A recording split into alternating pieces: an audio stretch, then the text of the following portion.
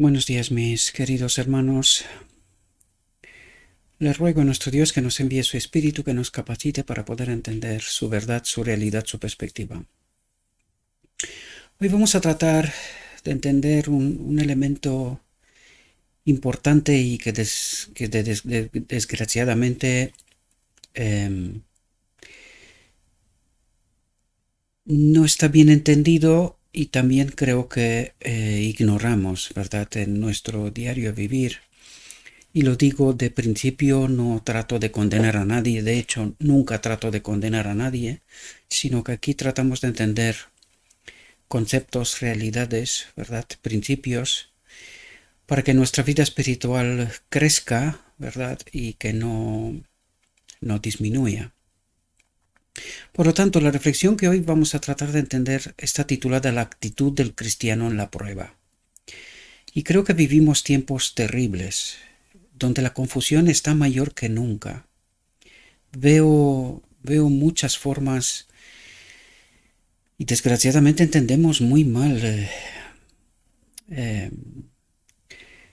cómo predicar el Evangelio, ¿verdad? Veo imposición, veo eh, un lenguaje que no es conforme con el Evangelio, mis queridos hermanos, ¿verdad? Veo forma de expresar como presión, como si alguien tuviera que aceptar mi verdad, lo que yo trato de explicar y que lo que yo digo es el sumus de la verdad.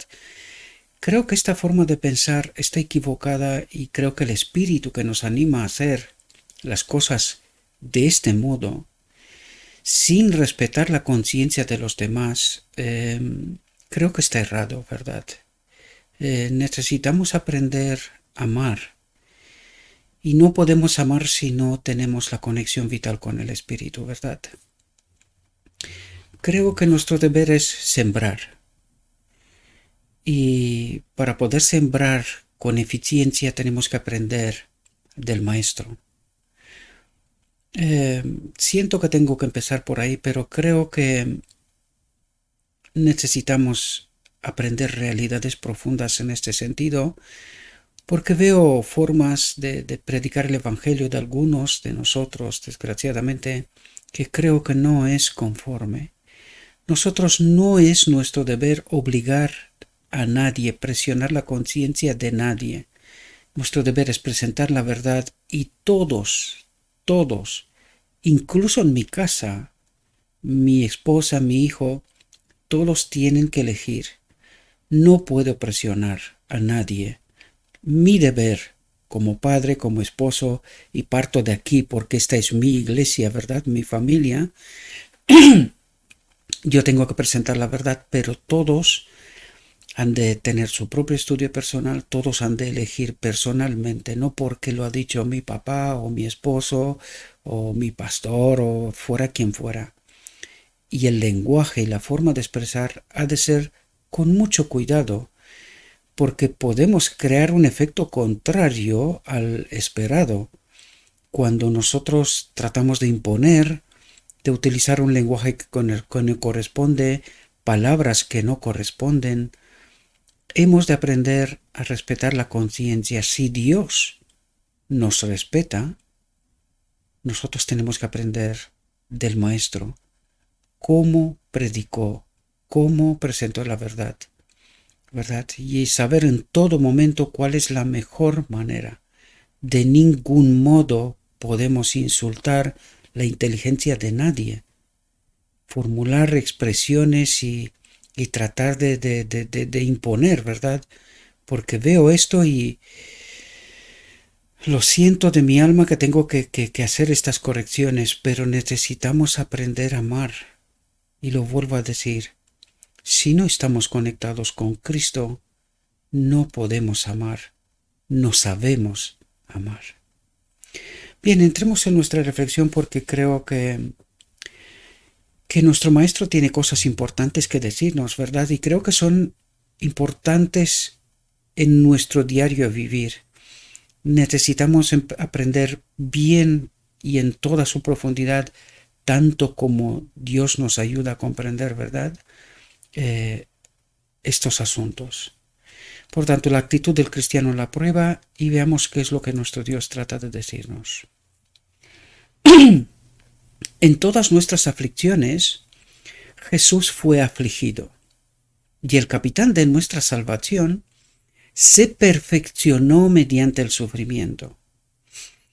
Y aquí necesitamos entender, porque mucha gente piensa que en la tierra vino un Dios, y vino el Hijo de Dios, esto es verdad, pero vino el hombre Cristo Jesús, y que Él también tuvo que perfeccionarse. ¿Con qué propósito?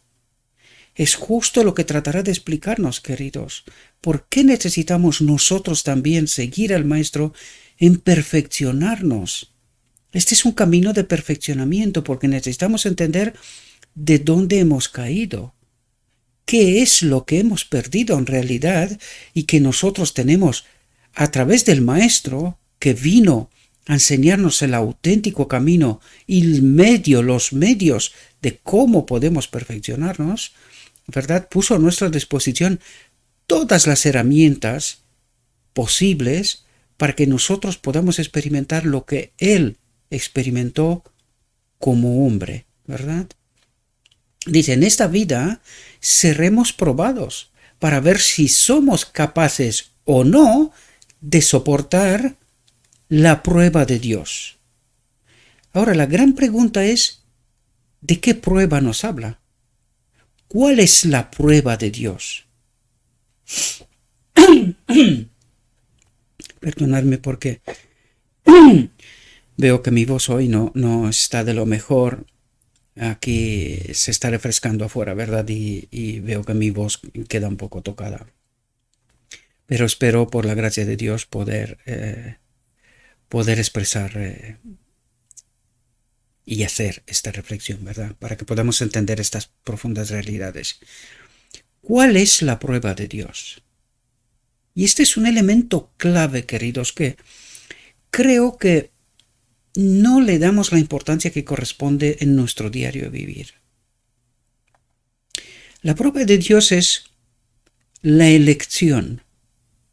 Son dos elementos aquí, confianza y elección. Y estos dos elementos vamos a tenerlos presentes eternamente. Confianza en Dios, total y absoluta, que lo que Dios escoge para mí es inmejorable, ¿verdad? Y elección. Y elección es elegirle a Él, sea cual sea la coyuntura, el contexto en donde me encuentro, sea cual sea la prueba. Vengo de una experiencia que os he contado, ¿verdad? Y no quiero recordar aquello, pero quiero que nos demos cuenta de qué estamos hablando.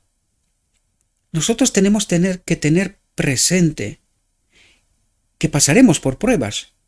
Dios permite porque es a través de prueba y error como nos perfeccionamos, ¿verdad?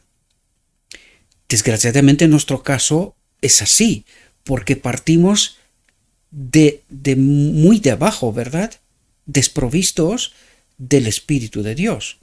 Nosotros tenemos que tratar de estar conectados constantemente con el Espíritu. Cristo tenía el Espíritu, Él no pecó. Y aún teniendo el Espíritu, como hombre, se perfeccionó. Nosotros hemos tratado de entender y partimos de un conocimiento de un cierto nivel para poder entender cuando nos habla del Maestro, en qué condición estaba Cristo. Era conectado con el Padre, con el Espíritu, ¿verdad? ¿Y en qué condición estamos nosotros? Y nosotros aún nos toca un camino por recorrer, es entender cómo estamos conectados con el Espíritu para que una vez que estamos conectados con Cristo, sigamos el camino del perfeccionamiento, ¿verdad?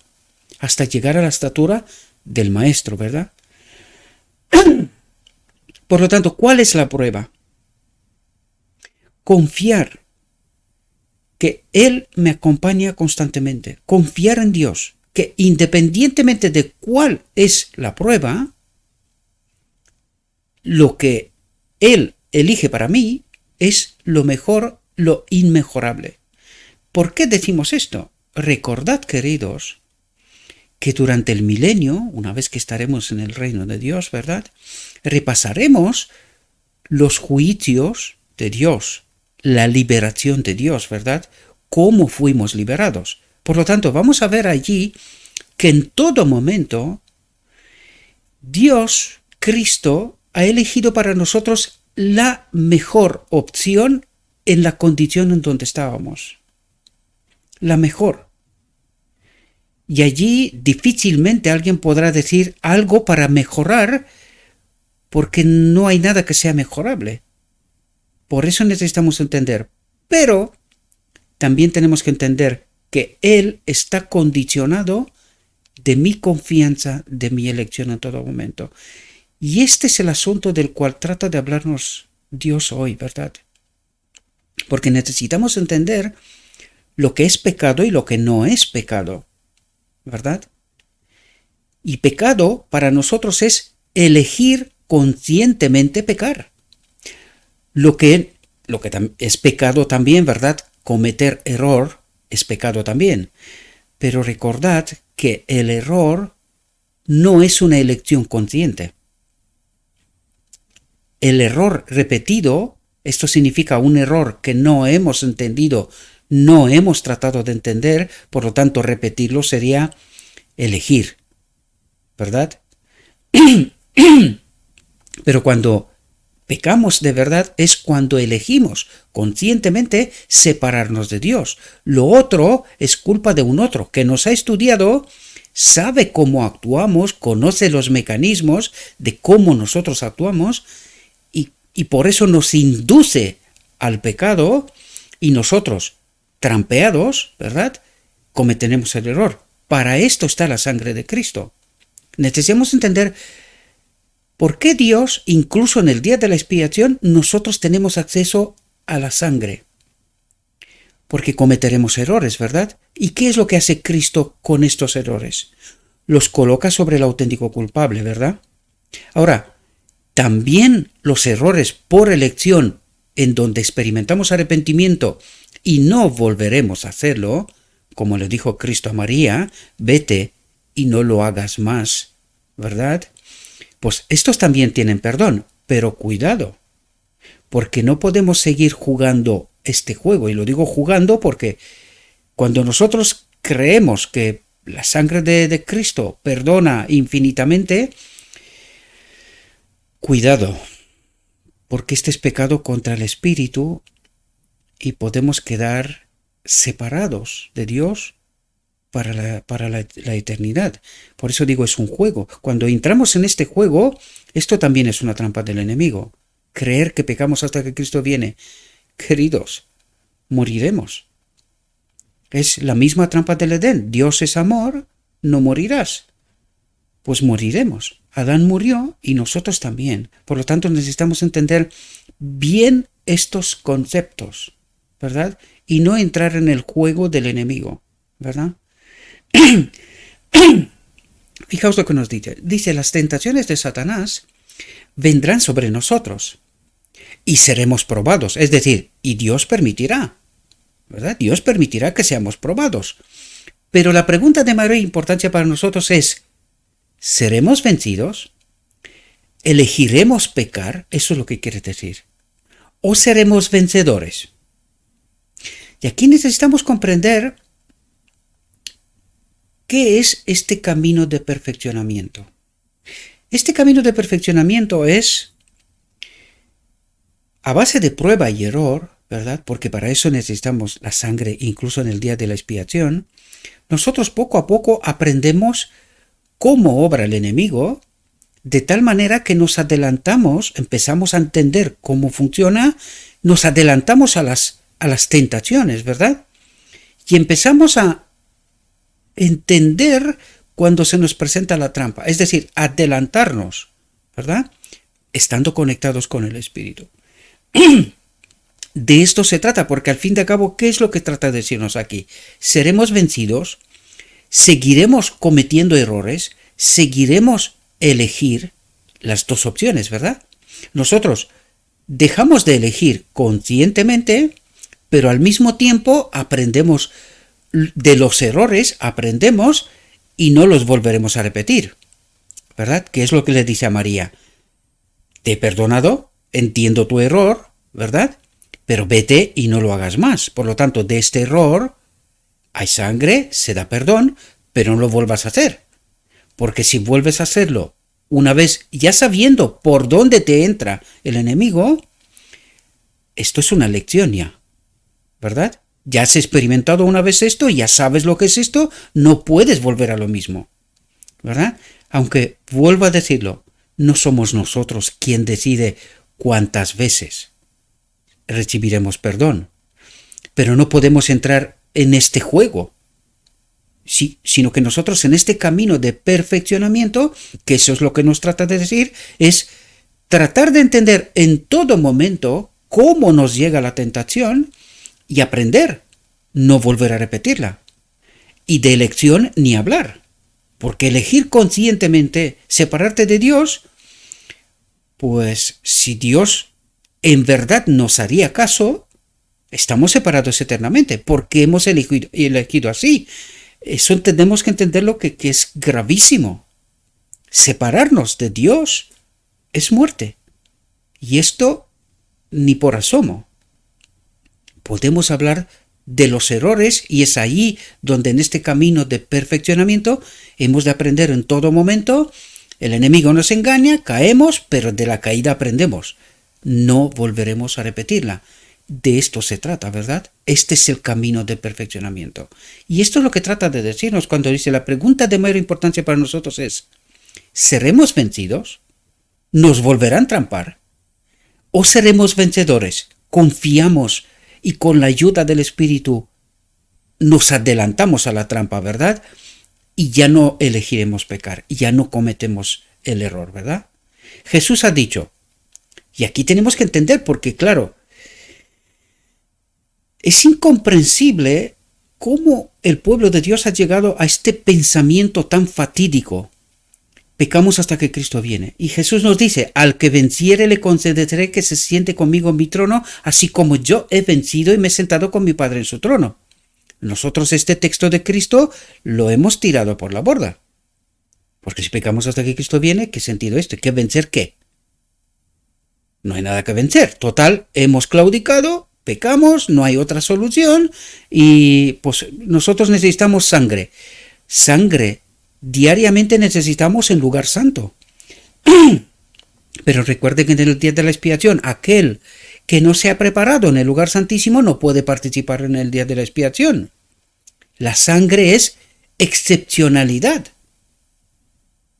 Necesitamos entender bien el plan de salvación, bien la lección del santuario, entender bien lo que significa el día de la expiación. El pecado no es un juego, es el mayor problema. Por esto, el Hijo de Dios tuvo que pagar con su vida, ¿verdad? Por lo tanto, esto es un asunto de suma importancia, no es cualquier cosa. Y esto es lo que en realidad trata de ayudarnos a comprender en toda la profundidad y toda la carga que esto tiene, ¿verdad? Que no es un juego. El que se lo toma así no entrará en el reino de Dios, porque no ha elegido a Dios, no confía en Dios, sino que cree directamente o indirectamente al enemigo. Pecamos hasta que Cristo viene. Esto es una elección. ¿Y a quién elegimos? ¿A quién creímos? Al enemigo, porque dijo que nosotros no podemos obedecer, ¿no? ¿A quién elegimos? Directamente o indirectamente. Al enemigo. No confiamos en Dios, porque Jesús dice, al que venciere, ¿vencer qué? Necesitamos comprender el Evangelio en toda su profundidad, queridos, porque si no, seremos engañados. Y aún en el engaño moriremos. Adán murió. Esto es un asunto serio y no es juego. Al que venciere le concederé que se siente conmigo en mi trono, nada más y nada menos. Fijaos la importancia que Dios le da y fijaos la promesa que se nos da. ¿Por qué? Porque este asunto es serio, queridos. Por eso nos da una promesa. Imaginaos que sois seres celestiales, nunca habéis pecado, nunca habéis cometido ningún error, vivís en el reino de Dios. Y estos que han caído, Dios los coloca con él en su trono. ¿Os dais cuenta de lo que esto podía provocar? Que ocurra lo mismo que pasó con Lucifer. Y esto parece como si fuéramos justificando, ¿no? Pero ¿os dais cuenta el significado que esto tiene? ¿Cómo que estos que han caído, que han ofendido a Dios, que el Hijo de Dios tuvo que morir, y luego tú los rescatas, y no solo que los rescatas, sino que los colocas contigo en tu trono? ¿Pero cómo es posible esto? Solo es posible cuando entendemos lo que pecado significa, queridos. Y los seres celestiales saben la carga que esto significa, porque esto tocó los fundamentos del reino de Dios. Esto es tan grave como esto. Y por eso los seres celestiales comprenden que incluso sus vidas fueron puestas en peligro. ¿Verdad? Que esto no era un juego. Por lo tanto, ¿cuánto más nosotros tendríamos que ser agradecidos?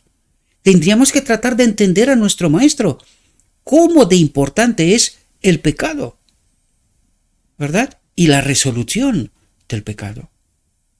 Dice, qué preciosa, qué plena es esta promesa.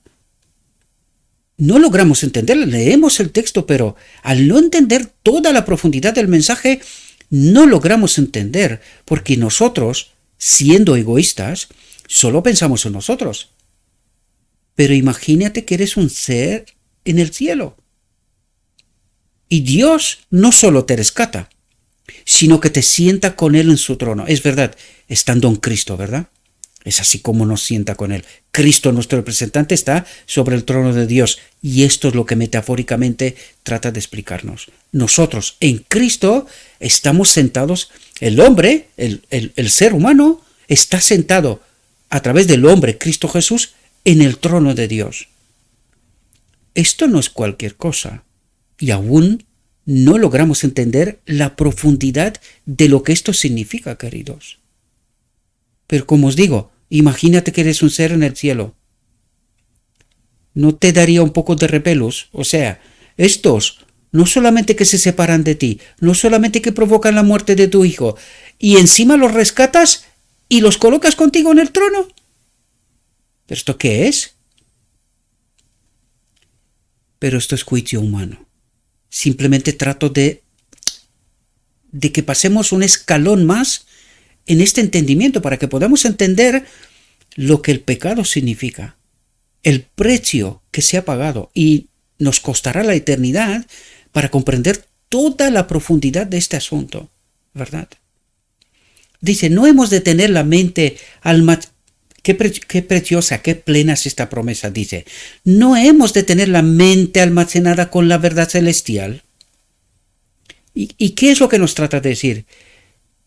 Mis hijos, chicos, chicas, por favor, traten de entender el Evangelio, traten de entender lo que he hecho por vosotros, lo que hago por vosotros.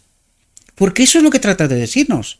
En este proceso de perfeccionamiento, traten de entender cuál es mi obra, cuál es la obra del enemigo, cómo trabaja, cómo trata de engañaros, ¿verdad? Y dice, para que, como nuestro gran ejemplo, podamos enfrentarnos a Satanás con el arma de la palabra de Dios, igual que el maestro, ¿verdad? Diciéndole, cuando nos tiente a hacer el mal, está escrito. Pero una vez más digo yo, ¿cómo el pueblo de Dios llega a esta fatídica conclusión de que pecamos hasta que Cristo viene? ¿Cómo es posible?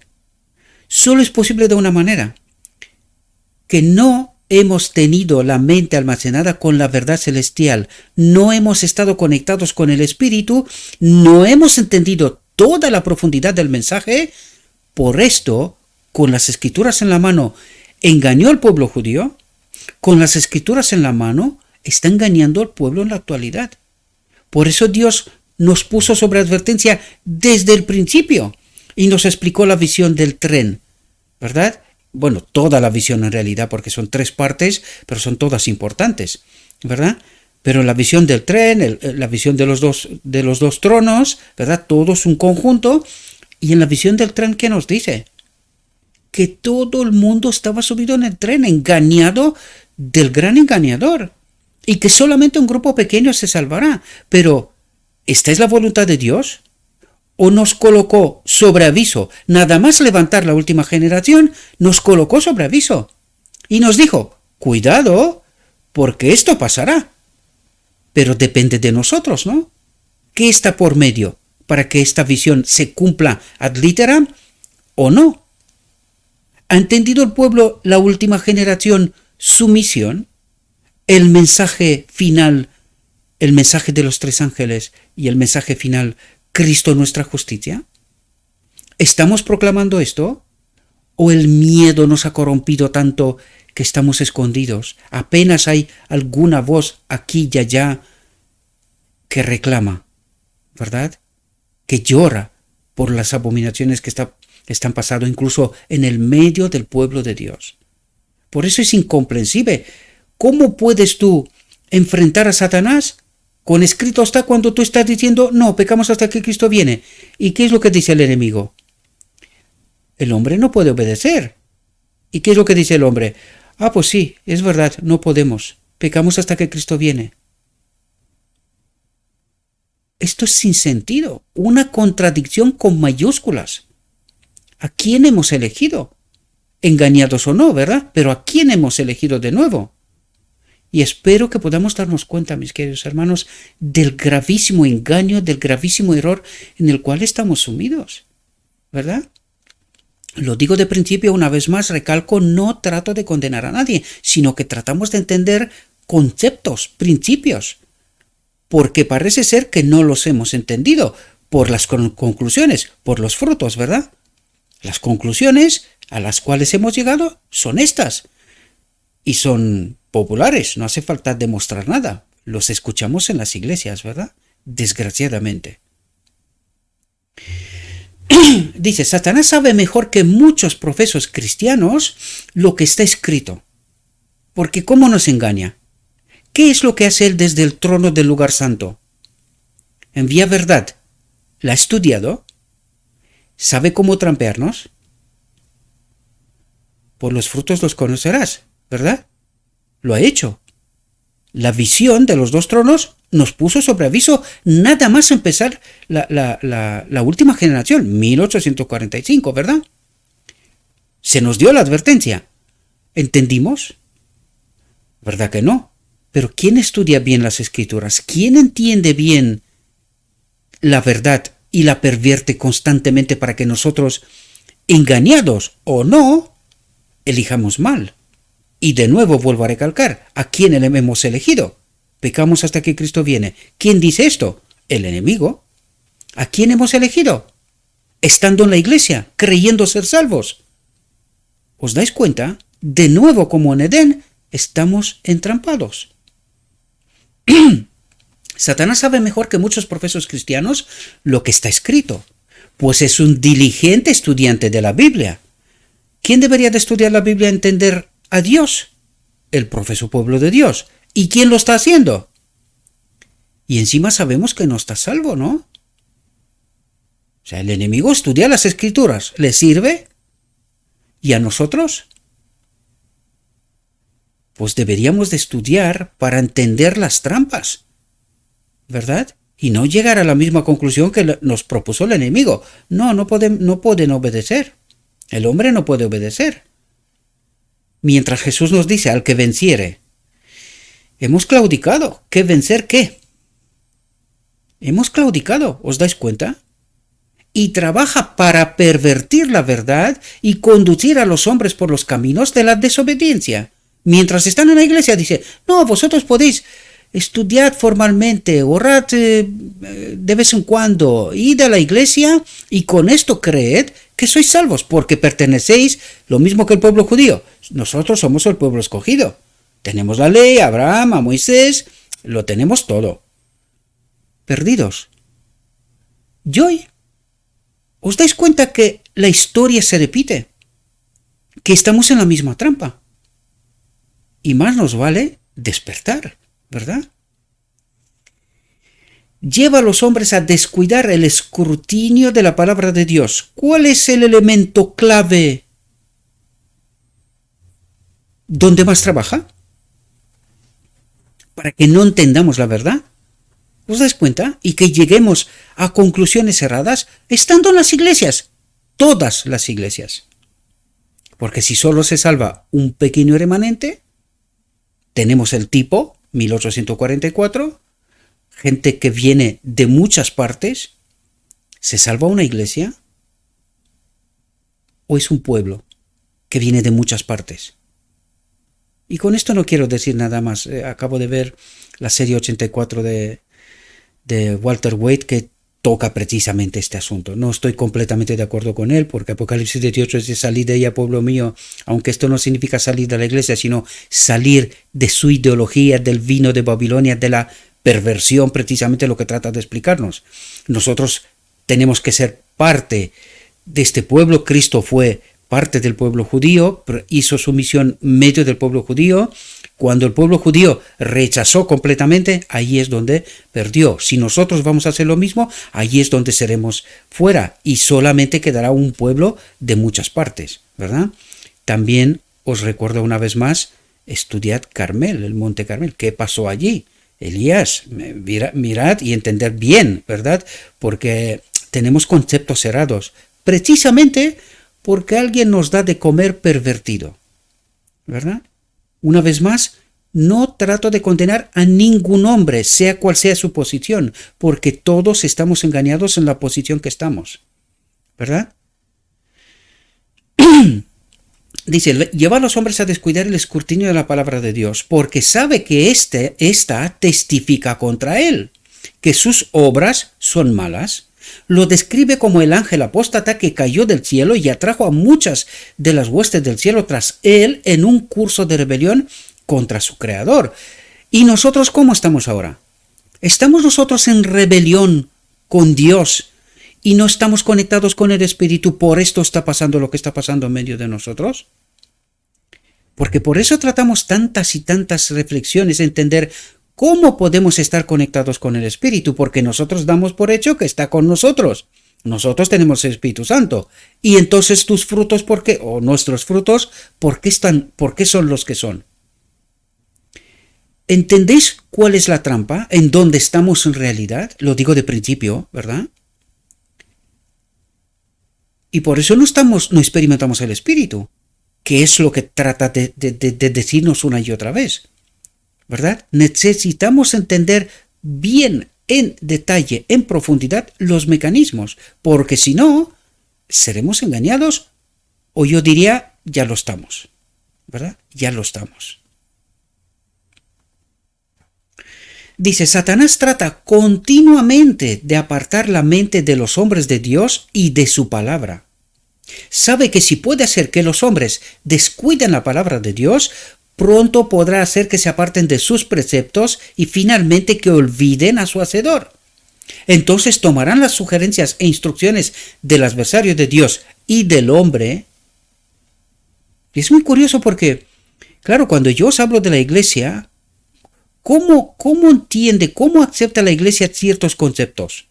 Aquí nos dice que Satanás trabaja a través de los hombres. ¿Y quiénes son estos hombres? Hombres de influencia, ¿verdad? Que establecen preceptos, principios, reglas, formas de cómo se conduce la iglesia y conduce la iglesia, ¿verdad? ¿Y cómo se entiende que, teniendo los maestros, al final habrá un pueblo, un pequeño remanente? Porque en esto nos han engañado. No, a los 7.000 millones, 8.000 millones casi ya de personas que hay en el mundo, pues un pequeño remanente es la iglesia. Por favor, ¿tenemos el Evangelio? ¿Seguimos estando durmiendo? Porque esta es la obra del enemigo. Mientras nosotros decimos, no, si estamos bien. Bien, ¿dónde está el mensaje? ¿Dónde estamos? ¿Alguien está escuchando el mensaje del tercer ángel? ¿Alguien entiende? Es que fijaos, está confundido hasta el pueblo de Dios. ¿Qué estamos hablando del mundo? ¿Qué tendrá que elegir el mundo? ¿Conoce el mundo al auténtico Cristo?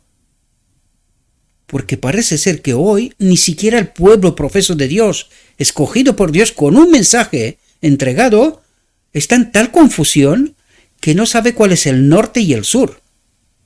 Yo sé que son palabras duras, pero ¿qué nos cuenta lo escrito está? ¿Queremos entender? ¿O permanecemos en nuestra ceguera espiritual creyendo que sí? Y cuando llegue la hora, sorpresa, ¿verdad? Espero que no sea esta nuestra experiencia, mis queridos hermanos. Dice, entonces tomarán las sugerencias e instrucciones del adversario de Dios y del hombre, dice. Y los hombres malos y los ángeles malos formarán una confederación contra el Dios del cielo. ¿Cómo se puede entender esta realidad en medio de nosotros? ¿Verdad? Los hombres malos y los ángeles malos formarán una confederación contra el Dios del cielo. Terrible, ¿verdad? Terrible. Realidad que estamos peleando contra ella, negándola. ¿No sería mucho mejor asumir esta realidad y tratar de transmitir la verdad que toca transmitir en toda su profundidad? No dar por hecho que no, nosotros, lo mismo que los judíos, ¿verdad? No, si nosotros estamos bien, nuestro Padre es Dios. Viene Cristo y le dice, ¿estáis seguros? ¿No será que es el enemigo? ¿Por qué le dice, sois hijos de Satanás? ¿Y hoy? ¿A quién creemos? ¿Entendéis el Armagedón espiritual, la batalla por nuestra mente? Esta es, engañándonos con la verdad. Verdad pervertida.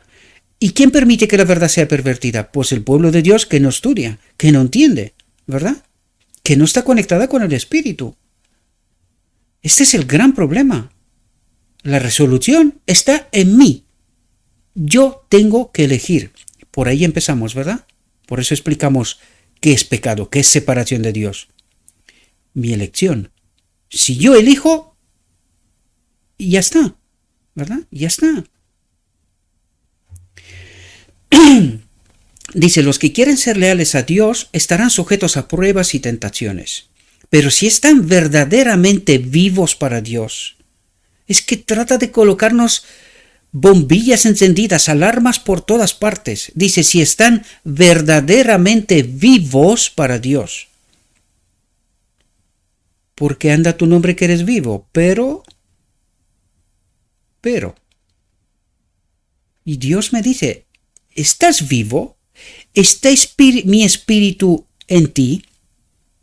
¿Contigo? ¿Está? Si está, eres vivo. Si no lo está, estás engañado. Por lo tanto, muerto. Y tienen su vida escondida con Cristo en Dios. Dice, tienen su vida escondida con Cristo. ¿En dónde tenemos que estar nosotros? En Cristo. Y Cristo en el Padre. ¿Entendéis lo que está diciendo? Y de este modo somos uno todos. También sabrán lo que es tener las bendiciones que Dios concede a los fieles y obedientes. ¿A quién concede Dios bendiciones? A los fieles y obedientes. ¿Lo somos nosotros? ¿A quién creemos? Pecamos hasta que Cristo viene. ¿A quién creemos? ¿Somos fieles y obedientes? ¿Estamos conectados con el Espíritu? ¿Estamos en la bendición de Dios? ¿Estamos en Cristo, con Cristo en Dios? Trato de explicaros todo esto, mis queridos hermanos, porque necesitamos entender esta profunda realidad, ¿verdad? Porque vamos a la iglesia y parece ser que escuchamos una película, un sermón, venga, se ha terminado venga, otra semana más, vamos a ganar dinero, vamos a hacer las cosas, y así, una detrás de otra. Llegar al final y nos encontraremos con la sorpresa de nuestras vidas, que no conocemos a Cristo, ¿verdad? Dice, cada alma tendrá sus pruebas, desilusiones, enfermedades y tristezas.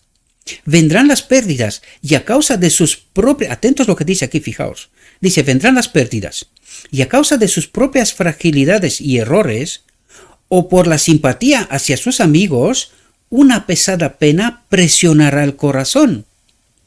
¿Cederemos? ante las pérdidas de todo tipo, incluso de seres queridos, ¿verdad? A causa de sus propias fragilidades y errores que no hemos perfeccionado en este caminar con Cristo, ¿verdad?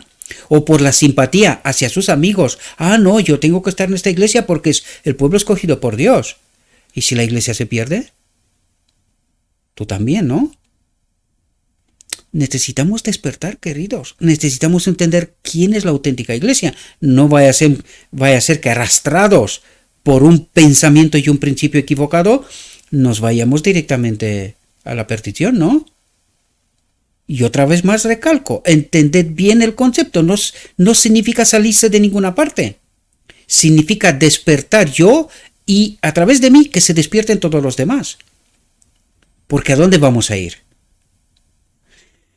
Espero que podamos entender bien los conceptos y los principios, ¿verdad? Pero cualquiera que sea el carácter de sus penas, ya sean pesadas o comparativamente ligeras, no hay necesidad de volverse inquieto, impaciente, rebelde o malhumorado, sino todo lo contrario, es decir, entender la condición.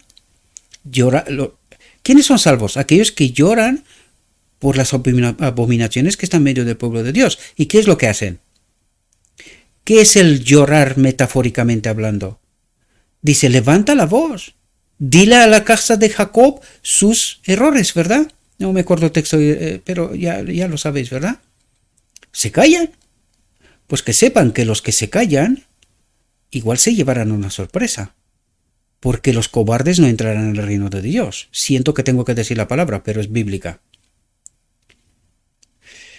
Y necesitamos entender que hay que levantar la voz, hay que despertar a este pueblo. Si de verdad queremos esta iglesia como decimos y afirmamos, deberíamos de estudiar bien los evangelios, entender la verdad, levantar la voz y tratar de despertar a nuestros hermanos. La parábola de las 10 vírgenes, ¿verdad?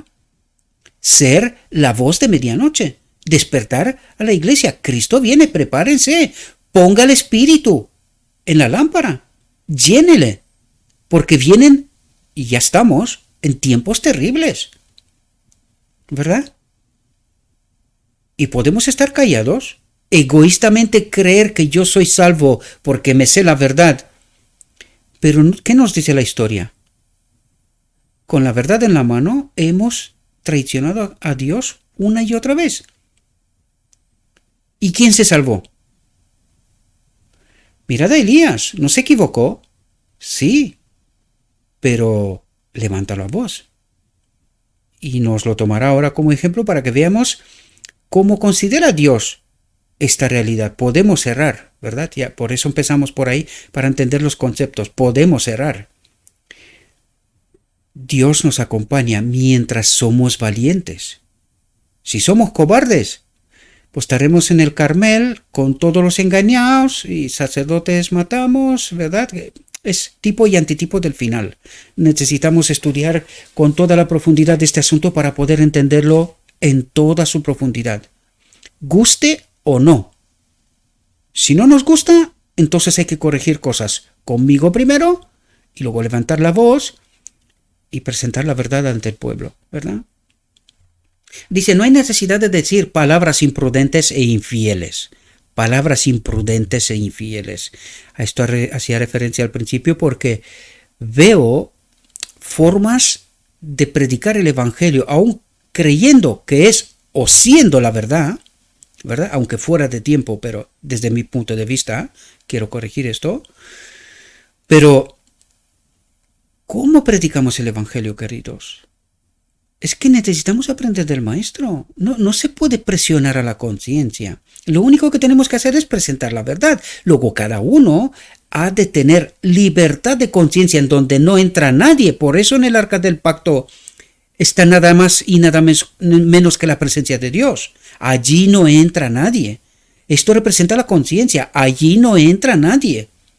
El hombre ha de elegir siempre él mismo, por sí mismo, garante el mismo Dios. Que lo que el hombre elige, como dice por aquí, va a misa, ¿verdad? Lo que el hombre elige es su elección. Allí ni Dios toca. Y necesitamos entender por qué el día de la expiación, por qué aquel lugar, por qué el arca del pacto, por qué en el arca del pacto está Cristo y el Padre. a través de los símbolos, ¿verdad? Pues garantía de que en la conciencia nadie puede entrar, ni entrará. Porque eso es lo que trata de hacer el enemigo. Y por eso juega con nuestra mente. ¿Cómo lo consigue? Que le permitimos, que no conocemos la verdad, que no entendemos cómo obra, y por eso llega hasta el punto. Y nosotros somos los únicos que tenemos que elegir. Pues cuando elegimos bajo inspiración equivocada, nadie puede hacer nada. Y necesitamos entender esta profunda realidad. Por eso necesitamos, antes de tomar cualquier decisión, entender claramente cuál es la voluntad de Dios. El escrito está. Si no, seremos no solo tentados, sino que engañados, ¿verdad? Dice, no hay necesidad de decir palabras imprudentes e infieles. Dice, es un gran error dictarle al Señor, dice.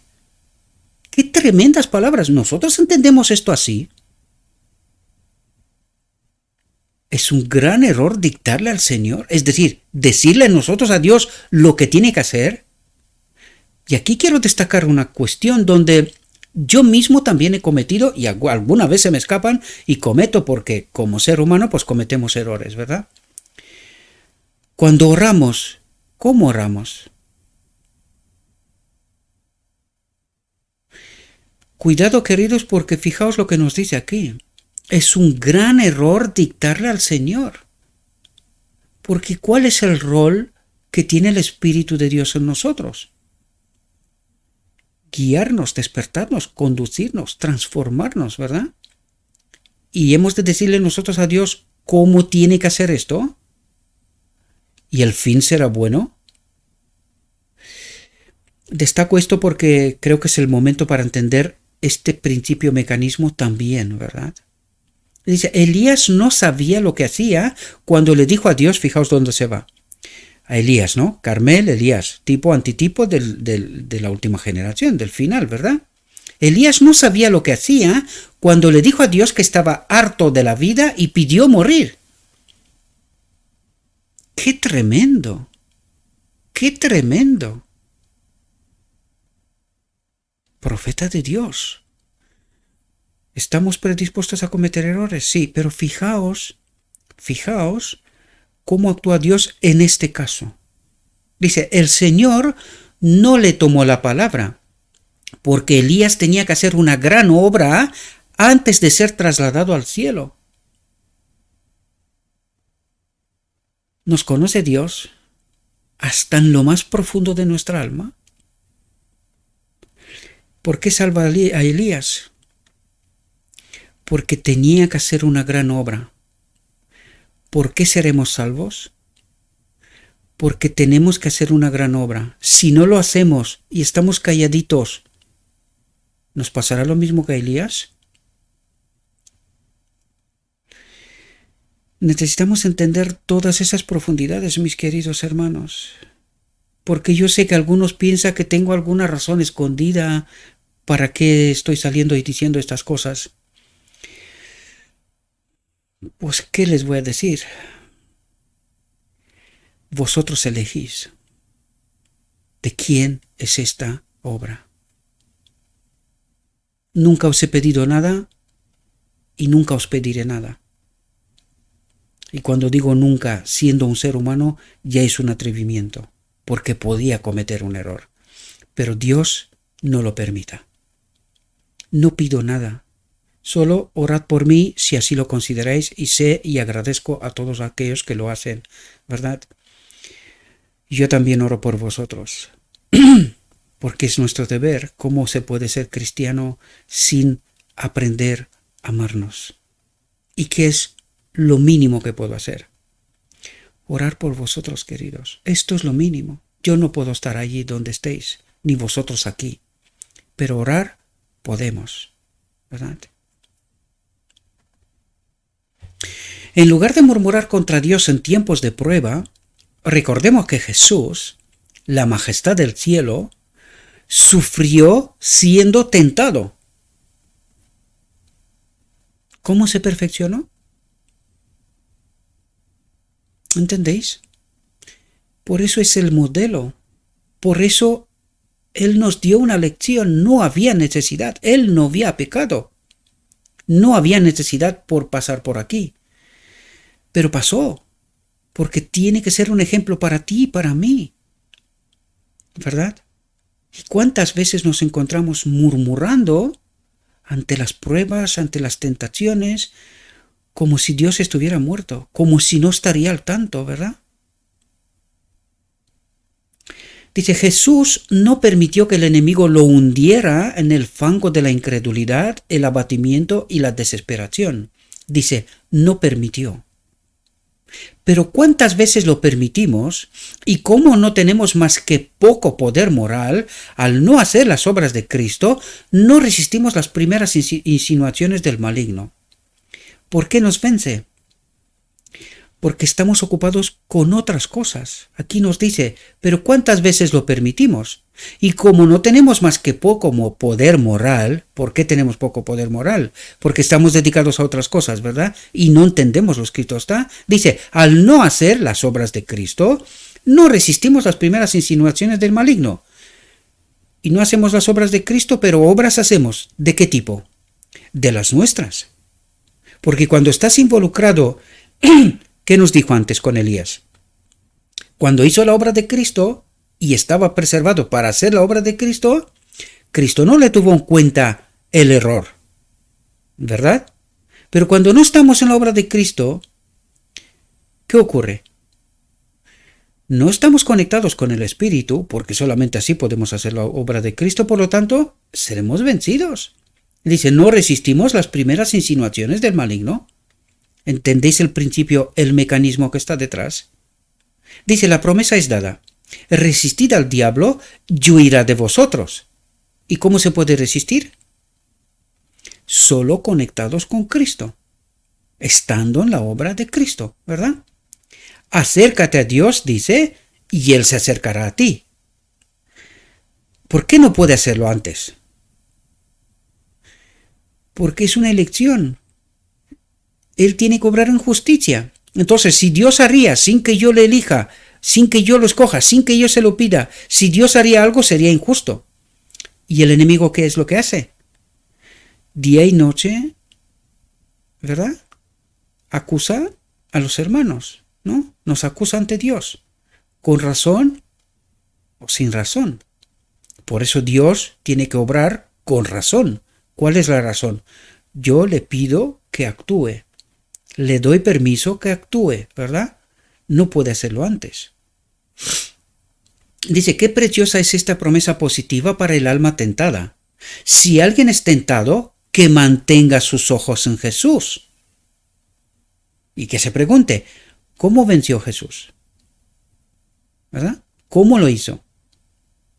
Y que se acerque a Dios hablando de su bondad y misericordia, de su presencia, ¿verdad? De su espíritu. Cuando el alma tentada se da cuenta de que Jesús se acerca a ella, las molestias que creía insoportables se desvanecen. Porque qué maravillosa es la obra de Dios, ¿verdad?, en nuestra vida. Cuando nos damos cuenta de cómo Dios nos salva todos los días, hay veces que nos damos más cuenta que otras, como del accidente que os conté en la reflexión anterior, ¿verdad? Es ahí donde sí o sí te das cuenta, no, esta es la obra de Dios. Pero cuántas otras cosas que nosotros no somos conscientes, pero que Dios nos salva constantemente. ¿Por qué? Porque constantemente el enemigo quiere matarnos. ¿Somos conscientes de eso? Anoche mismo estaba hablando con mi familia y le dije, Dios está retirando a los 4 ángeles de la tierra. Porque solamente así se explica la maldad que está en la tierra en estos momentos. Y toda la revelación de la misma naturaleza, los volcanes, terremotos y todo lo que está pasando. Y esto es solo el principio de dolores, ¿verdad? Pues esto nos dice que Dios está retirando a los ángeles, que el tiempo se está agotando, ¿verdad? Necesitamos entender la protección que Dios tiene con nosotros constantemente, ¿verdad? Ahora pues ya no sois extranjeros ni forasteros, es decir, separados de Dios. Ahora ya estáis conectados, conocéis a Cristo, estáis haciendo la obra de Cristo, has de estar conectado con Cristo. Este es el ideal, este es el propósito, ¿verdad? Dice, ahora pues ya no sois extranjeros ni forasteros, sino conciudadanos de los santos y de la familia de Dios. Ojalá, amén, que así sea. Y estáis edificados sobre el fundamento de los apóstoles y profetas, siendo la piedra angular Jesucristo mismo. ¿Quién es la iglesia? ¿Entendéis? En quien todo el edificio, ¿de qué edificio habla? De toda la historia de la humanidad, de todos los hombres de Dios que han vivido conectados con Dios haciendo la obra de Dios. Esta es la iglesia. Esta es la verdadera iglesia, de toda la historia de la humanidad, ¿verdad? Bien coordinado, va creciendo para ser un templo santo en el Señor, en el cual vosotros también sois edificados juntamente para morada de Dios por el Espíritu. Si no está el Espíritu aquí, es morada de Dios por el Espíritu, somos parte de la iglesia. ¿Entendéis lo que trata de decirnos, queridos? Espero que profundicemos y no nos quedemos en la superficie y entendiendo mal y pervertido las cosas, ¿verdad? Sino que entendamos cuál es la verdadera iglesia de Dios, ¿verdad? Su iglesia, el elemento que une todo es su espíritu. El elemento que lo une todo es su espíritu. Si su espíritu está aquí, soy parte de la iglesia. Si no, no lo soy, porque la iglesia no es una organización, ¿verdad? Y con esto vuelvo a reiterar, no hablo en contra de nada, ¿verdad? No, sino que trato de explicar principios y conceptos desde la perspectiva divina, ¿verdad? Cuando esta preciosa experiencia sea nuestra, como daría por hecho que no lo es, ¿verdad? Cuando esta preciosa experiencia sea nuestra, ¿entendéis? Entonces habrá energía vital en la iglesia. Yo estoy a la puerta y llamo. ¿Estamos en la iglesia? Si Cristo está fuera y llama, ¿yo estoy en la iglesia? ¿Entendéis el concepto? Hay que reavivar el amor a Cristo y no permitir que se enfríe. No solo debemos rezar por la unidad con Cristo y entre nosotros, sino tenerla realmente, la unidad. ¿Qué quiere decir? Tener el Espíritu, porque solamente así somos unidos, ¿verdad? Somos uno con Cristo y con el Padre. Saber lo que significa por experiencia real. ¿De qué nos habla? De la presencia del Espíritu aquí y ser parte de la verdadera iglesia, la de Cristo, ¿verdad? De esto habla, ser parte de este edificio en donde está Cristo y el Padre, los apóstoles y, o sea, la iglesia de toda la historia de la humanidad. Esta es la verdadera iglesia. Y esto necesitamos comprender, queridos. Nos esperan tiempos difíciles, pero esto no debe preocuparnos. Fijaos lo que nos dice, ¿eh? Preocuparse es dudar. Claro, cuando estoy preocupado es como decir, ¿me salvará Dios? ¿No me salvará? ¿Estoy? ¿No estoy? Esto se llama confianza. ¿Es fe inquebrantable? Mi preocupación es que yo esté conectado con el Espíritu. Todo lo demás no me preocupa. ¿Entendéis tan profundo como va el concepto? ¿De qué voy a tener miedo? ¿De qué me voy a preocupar? Si estoy con Cristo y Cristo está conmigo, ya está. Pues no decimos nosotros, Cristo nuestra justicia, tener a Cristo es todo lo que necesitamos. Pues si tenemos a Cristo, ¿qué más necesitamos? ¿Qué medicamentos? ¿Qué historias? ¿Cómo curó a la mujer, verdad? Solo lo tocó y se curó. ¿Cómo? Por fe. ¿Y solo funcionó con ella? No quiero profundizar mucho en porque este tema da también para mucho, ¿verdad? Da para bastante, porque hay que entenderlo también bien, ¿eh? No nos equivoquemos, ¿verdad? Pero hay que entenderlo bien en todo su significado. Pero aquí nos lo dice Dios claramente. No debemos de preocuparnos. ¿Por qué? Porque preocuparse es dudar. ¿Tiene Dios poder y potestad para lo que sea? ¿Tiene una solución prevista para la prueba, la que sea? Y esto necesitamos entender. He visto gente en la iglesia con 2 y hasta con 3 mascarillas. Y yo le dije, estás loco, tío. ¿Estás loco? ¿Quién te ha dicho a ti que la mascarilla te protege de algo? Pregunta a un hombre que al menos sabe algo de medicina. Pregúntalo si te sirve de algo. Es que no está para lo que nosotros creemos. Ni de lejos. ¿Para qué 2 y para qué 3? Para demostrarme que te falta la fe, pero total. Que ya no la tienes de ningún modo, ¿no? Y con esto no quiero decir que no la tengas, porque yo en la iglesia tengo que conformarme a la ley. Hay que obedecer la ley, ¿verdad? Mientras no infringe la voluntad de Dios, ¿no? Preocuparse es dudar. Pero queremos recalcar a todos la necesidad de acudir a Dios en busca de ayuda. Sean cual sean vuestras aflicciones y problemas. Cuando dice, sean cual seas, ¿cuál es el problema que vosotros creéis que Dios no puede resolver?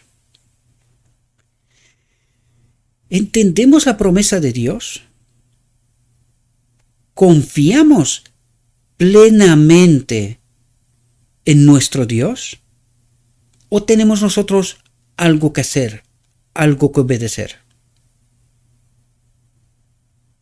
Jesús ha dejado, dice, no penséis en obtener ayuda acudiendo a los dioses de Ecrón. En fin, Jesús ha dejado una invitación para cada alma agobiada. Dice, venid a mí todos los que estéis fatigados y cargados, y yo os haré descansar. Llevad mi yugo, mi espíritu, y aprended de mí, que soy manso y humilde de corazón, y hallaréis descanso para vuestras almas. Cuando dice hallaréis descanso,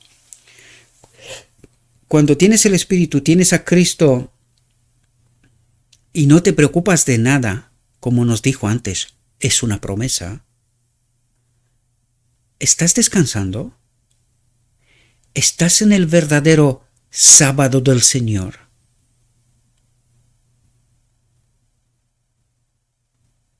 He dicho palabras grandísimas. Para algunos son barreras inquebrantables que no pueden pasar. ¿Cuál es el verdadero descanso? El Shabbat. Cristo en nosotros y nosotros en Cristo. Este es el auténtico Shabbat. Que lo hemos pervertido tanto que es una locura. Es una locura. Necesitamos entender el auténtico descanso. Cristo en nosotros, nuestra justicia. Toda nuestra justicia. Llevad mi yugo y aprended de mí, que soy manso y humilde de corazón, y hallaréis descanso para vuestras almas. Porque mi yugo es fácil y mi carga es ligera. Mi yugo es fácil, mi carga es ligera. Cristo mi justicia. Él lo es todo para mí. Punto. Fin de la ley.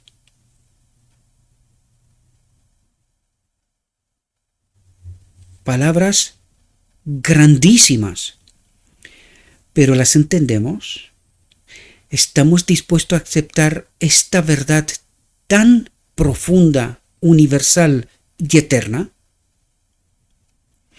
Me temo que no. Por eso peleamos y pataleamos y hacemos tantas cosas, porque nos falta Cristo.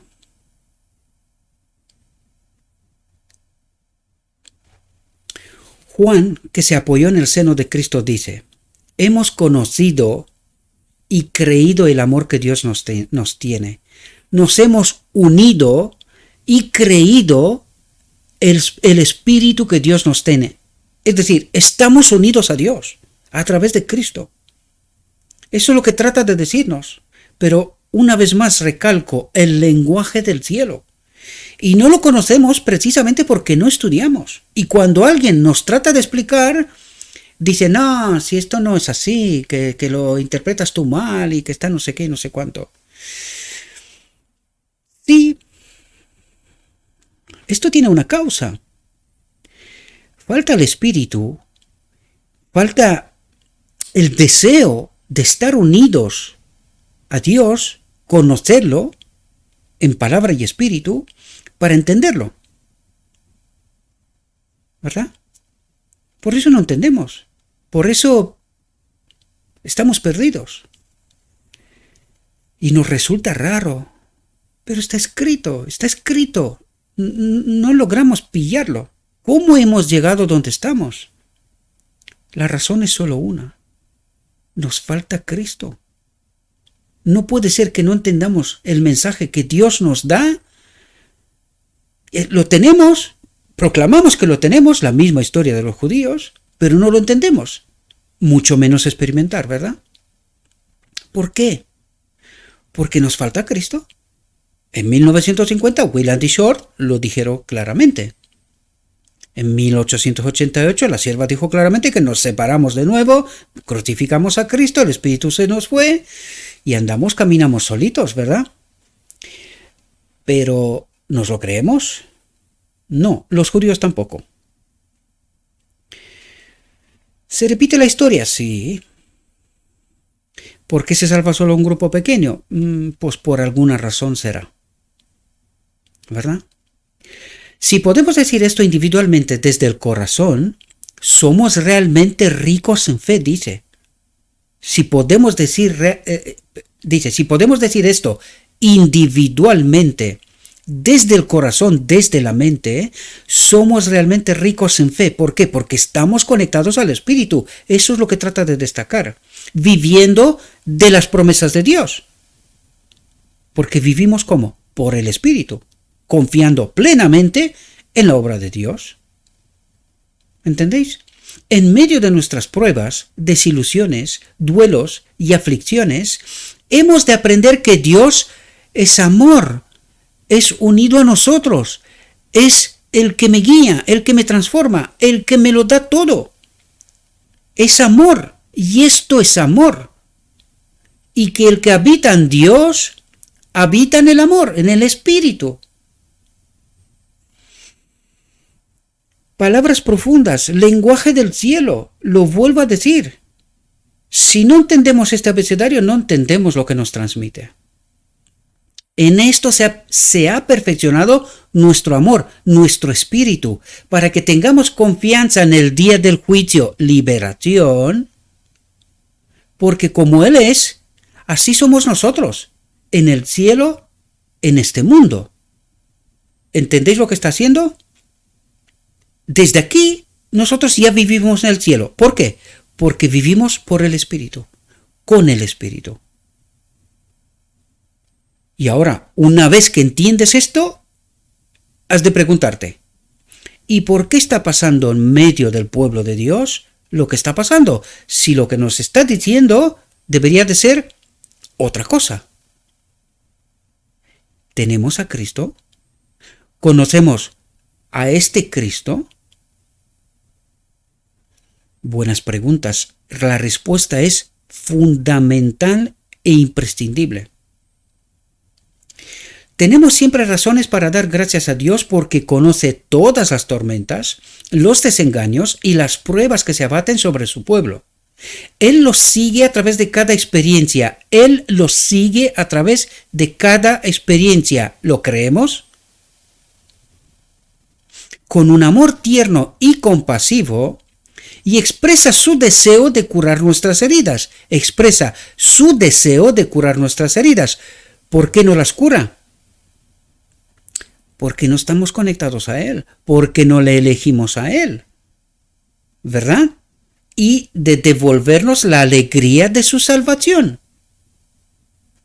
¿Por qué no lo hace ya? ¿Por qué no lo hace predefinidamente? Si nosotros decimos, no, nosotros vamos a la iglesia, seguimos a Cristo, hacemos aquello, lo otro y tal. Y Él nos dice y expresa su deseo de curar nuestras heridas y de devolvernos la alegría de su salvación. ¿Pero por qué no lo puede hacer? Porque pecamos hasta que Cristo viene. ¿No le elegimos a Él? ¿No le creemos a Él? ¿No confiamos en Él? ¿Tenemos a Cristo? Si tenemos a Cristo, Él cura nuestras heridas. Si tenemos a Cristo, Él nos ha dado la alegría de la salvación, la presencia de su Espíritu. Esta es la alegría de la salvación, la presencia de su Espíritu en este templo. ¿Entendéis? Espero que entendamos bien los conceptos, queridos, de verdad. Jesús ha dicho, el que me sigue no andará en tinieblas, sino que tendrá la luz de la vida, tendrá el Espíritu, dice, el que me sigue. ¿Por qué tenemos tanta confusión? ¿Por qué no entendemos, nos falta la luz? ¿Por qué no entendemos el Evangelio? Dios nos dice una cosa y nosotros la contraria. Sin embargo, creemos lo mismo que los judíos. ¿Por qué no entendemos, queridos? No hay más que un canal de luz. O es Cristo o no hay otro. ¿Por qué no entendemos lo escrito está? ¿Por qué simplemente miramos nuestro ángulo de vista y si no es este, estamos, vamos, todo el mundo está fuera? Solo hay una razón. Solo hay una razón.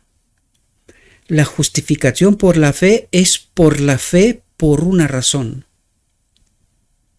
O está Cristo en mí y lo tengo todo, lo obedezco todo, porque está Cristo en mí, o soy yo el que trato de obedecer y de imponer a otros que si no obedece lo que yo digo, están muertos. No logramos entender, no logramos, ¿verdad? Sin embargo, pedimos a otros que nos entiendan. No quiero ofender a nadie, mis queridos hermanos. Trato de ayudaros a comprender la profunda realidad. Porque el enemigo está jugando con nosotros. Estamos predicando un otro evangelio y un otro Cristo. Y no a este Cristo. Dice, el que me sigue a mí. A Cristo, ¿verdad? Al auténtico Cristo. Dice, el que me sigue no andará en tinieblas, conocerá la verdad, verá claramente el camino. Pero si no me sigue a mí, sigue dudando, sigue no saber, sigue fuera de tiempo, sigue a un falso Cristo. Me duele en el alma que tengo que decir esto, pero es que es así. El que me sigue no andará en tinieblas, sino que tendrá la luz de la vida, el Espíritu. Cuando tienes el Espíritu, todo cambia. Todo. Todo. Porque no soy yo, es Él. Yo solo acepto por fe, sigo por fe, entiendo su obra, acepto su obra. No hay más. Y no tengo que convencer a nadie de nada, solo tengo que exponer y todo el mundo ha de elegir. Esto lo hace Cristo mismo. Y esto es lo que tenemos que hacer. Nada más. No hay más que un canal de luz, pero que siempre es accesible para nosotros. Siempre es accesible para nosotros. No es definido, predefinido, sino que tenemos que seguir a Cristo. Y a través de ese canal fluyen corrientes de perdón y amor. Incluso cuando estoy equivocado. Claro, porque el propósito es llevarme a la boda del Cordero, a perfeccionarme, ¿verdad? hasta que entiendo. Algún día tengo que entender, porque si no entiendo, espero que no sea nuestra experiencia, queridos. Espero que no sea nuestra experiencia. Las corrientes de la misericordia de Dios pueden limpiar la mancha más oscura, dice. El peor entendimiento que tenemos. Pero tenemos que dejarnos, someternos nosotros a Él, seguir nosotros a Cristo. ¿Verdad? Traer la paz es traer el Espíritu al mayor pecador. No sé si entendemos toda la profundidad de lo que nos acaba de decir, queridos. Justificación por la fe. La sangre de Cristo fue derramada por los pecados del mundo. En la ofrenda del sacrificio ofrecida por los judíos se veía un símbolo de Cristo, cuya sangre iba a ser derramada para la salvación del mundo. En el sistema de sacrificios, la verdad de la expiación debía quedar impresa en el mundo para que todos supieran que sin el derramamiento de sangre no hay remisión de los pecados. Sin Cristo no hay justificación por la fe. Concepto, es decir, este es un concepto, un escalón más. Lutero, ¿verdad? Justificación por la fe. O los apóstolos, si queremos, también. Este es un escalón más. Y luego viene y dice, Cristo nuestra justicia, otro escalón más, para señalarnos al final la clave, la ley, el Espíritu en nosotros. Esta es la ley, no hay más. Muchos se han preguntado por qué Dios designó tantos sacrificios en la antigua dispensación. Antigua dispensación, dice.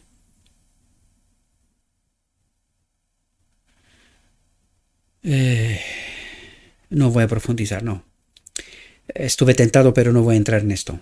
Pero fue para enseñar al mundo en sacrificios siempre sangrientos acerca de Cristo, la víctima de las transgresiones del hombre. La ofrenda por el pecado era una ofrenda sumamente solemne y sagrada, y se colocaba sobre el altar con una ceremonia impresionante, y el sacerdote explicaba todos los detalles al pueblo para que éste entendiera que el Hijo de Dios iba a ser ofrendado por sus pecados. ¿Por qué la ceremonia era impresionante? Porque era el antitipo de un tipo que pasó en el cielo cuando Cristo murió y vino como hombre en la tierra. Era una realidad del antitipo, es decir, sí, una realidad del tipo. Y por eso era todo tan detallado, para que nosotros podamos entender qué significó el pecado para Dios y para el reino de Dios.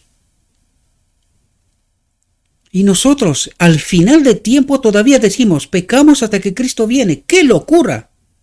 ¡Qué locura! Esto solo delata una cosa, la incomprensión de la obra de Dios, del plan de salvación. La incomprensión resulta increíble, pero es real, es verdad. Al final del tiempo, el pueblo escogido por Dios dice, pecamos hasta que Cristo viene. Esto solo se puede catalogar de una manera, locura total y absoluta.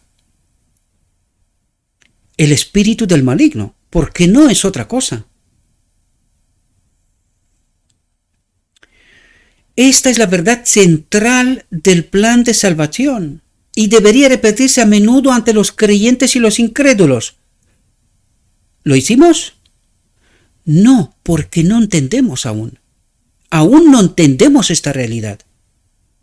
Por eso las conclusiones tan erradas a las cuales hemos llegado. No entendemos aún esta profunda realidad. Los ángeles contemplan con asombro, dice, la indiferencia con que los hombres escuchan estas verdades sagradas, dice. ¿Qué no quiere decir esto? Que no entendemos nada. Estamos fuera de todo. En esta locura. Lo decíamos en reflexión anterior. Posesión demoníaca a nivel planetario. Los ángeles entienden. ¿Nosotros entendemos? Los ángeles contemplan con asombro la indiferencia con que los hombres escuchan estas verdades sagradas. Dice indiferencia. Tú le dices esto a la iglesia y dice, pero ¿tú qué dices? Si nosotros predicamos una y otra vez sobre esto, ¿en serio? ¿Entendemos lo que nos trata de decir? Y si entendemos, ¿cómo es que pecamos hasta que Cristo viene?